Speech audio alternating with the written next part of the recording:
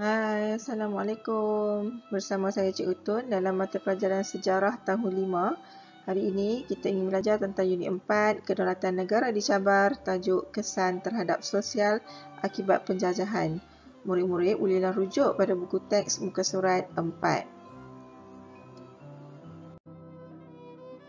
Baik, inilah kesan yang berlaku suatu ketika dahulu akibat penjajahan di negara kita. Okey, yang pertama pentadbiran, kedua ekonomi dan juga sosial. Hari ini cikgu ingin menyentuh berkaitan dengan kesan-kesan terhadap sosial yang berlaku di negara kita.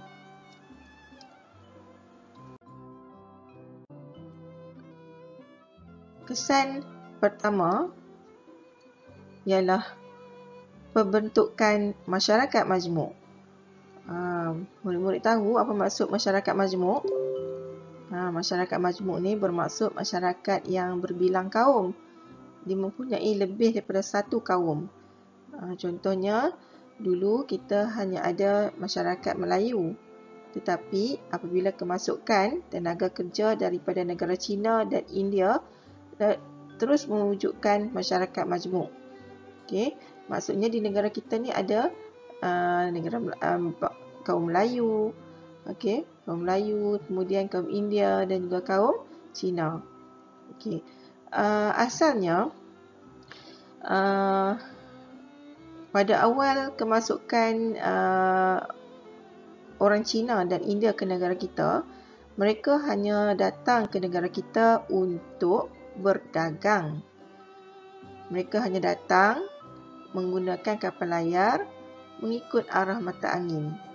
Mereka membawa barang niaga mereka, mereka jual, kemudian balik pulang semula ke tempat asal mereka. Tetapi apabila berlaku campur tangan daripada British membawa tenaga kerja daripada China, membawa tenaga kerja daripada India, lalu ditempatkan di negara kita. Jadi mereka ke sini dan mereka tidak pulang semula ke tempat asal. Itulah yang menyebabkan berlakunya masyarakat majmuk. Okey. Seterusnya,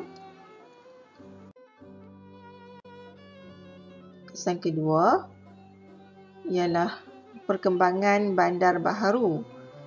Mula-mula kita jual. Okay, contoh yang cikgu boleh bagilah. Okay, muncul sebagai pusat pentadbiran, perdagangan dan pelabuhan. Okay, macam mana boleh jadi macam ni? Okay, cuba kamu bayangkan. Mula-mula dalam sebuah kampung ada sebuah kedai. Okay, kedai kecil. Kemudian kedai itu semakin maju, lalu membesar. Okay, membesar dan ada beberapa buah kedai lain yang wujud di kampung tu. Jadi membentuklah sebuah pekan. Daripada pekan maju lagi, mungkin ada perhubungan, okay, ada kemudahan-kemudahan yang lain, di mana daripada pekan muncul sebagai bandar. Macam sekarang cuba kamu beza bandar di Perlis dengan bandar di Kuala Lumpur. Perbezaan ni sangat ketara. Di Perlis statusnya ialah bandar, tetapi di Kuala Lumpur bandar metropolitan. Okey. Seterusnya, inilah terbentuknya bandar baharu. Okey, daripada kampung menjadi pekan, kemudian menjadi bandar. Macam contoh di Kuala Lumpur, Ipoh, Taiping, Seremban, Sibu, Miri, Jesselton, atau juga dikenali sebagai Kota Kinabalu, Sandakan dan juga Tawau. Ini contoh yang boleh cikgu bagi.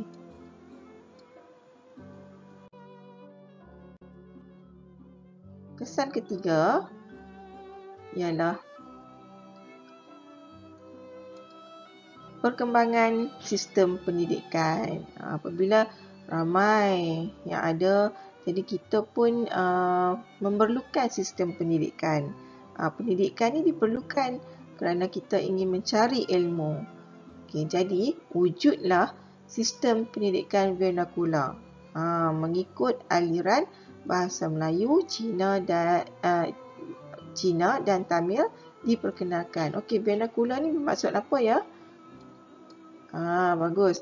Vernacular ni bermaksud penggunaan bahasa ibunda sebagai bahasa pengantar. Okey, kalau di sekolah Melayu, dia menggunakan bahasa pengantarnya ialah bahasa Melayu. Kalau sekolah Cina, menggunakan bahasa Cina. Dan begitu juga di sekolah Tamil.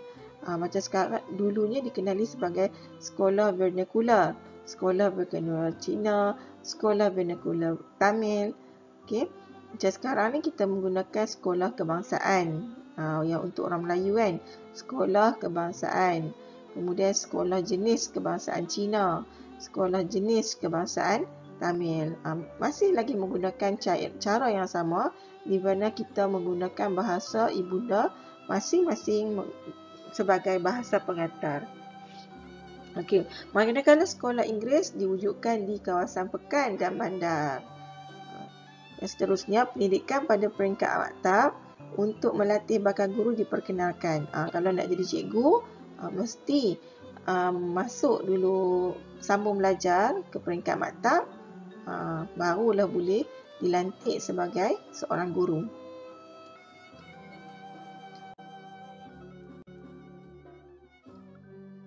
Yang keempat ialah perkembangan sistem pengangkutan dan perhubungan. Pengangkutan ni berkaitan dengan kenderaan. Kata dasarnya ialah angkut. Okey. Kata dasar di sini ialah angkut.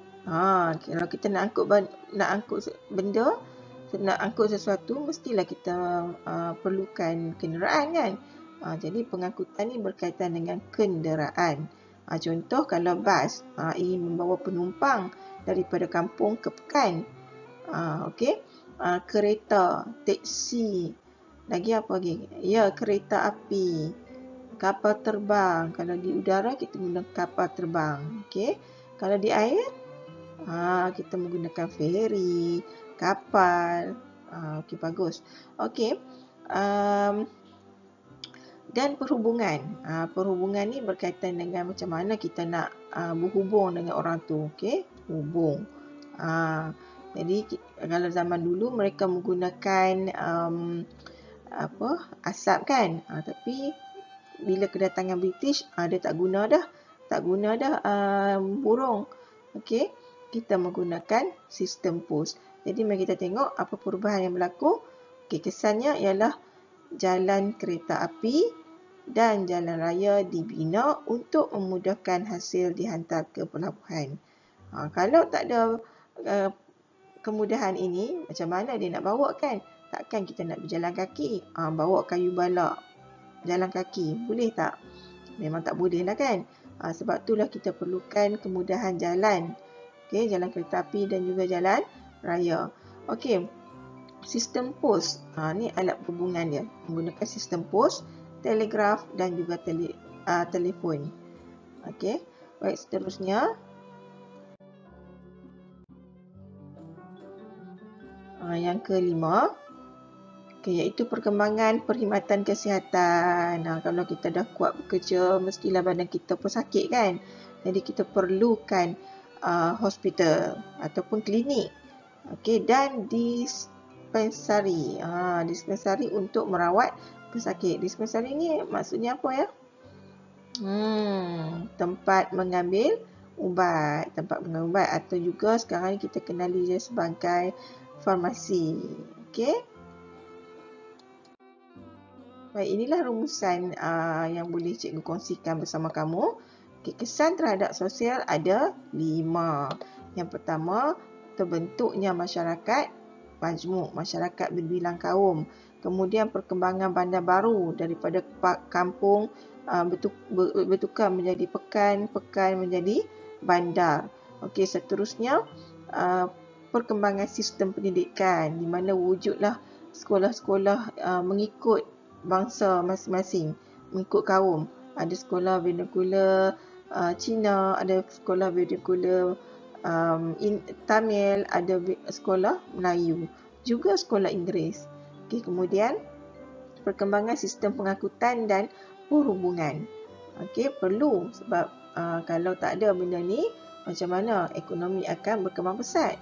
Okay, yang seterusnya, perkembangan perkhidmatan kesihatan. Kesihatan ni penting. Okay, kalau kesihatan kita tidak baik, macam mana kita nak uruskan ekonomi kita.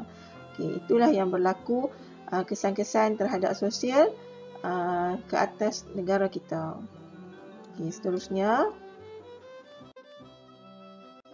tugasan kamu ialah kamu perlu membuat nota mengikut kreativiti masing-masing, kemudian jawab latihan 4.4 dalam buku aktiviti.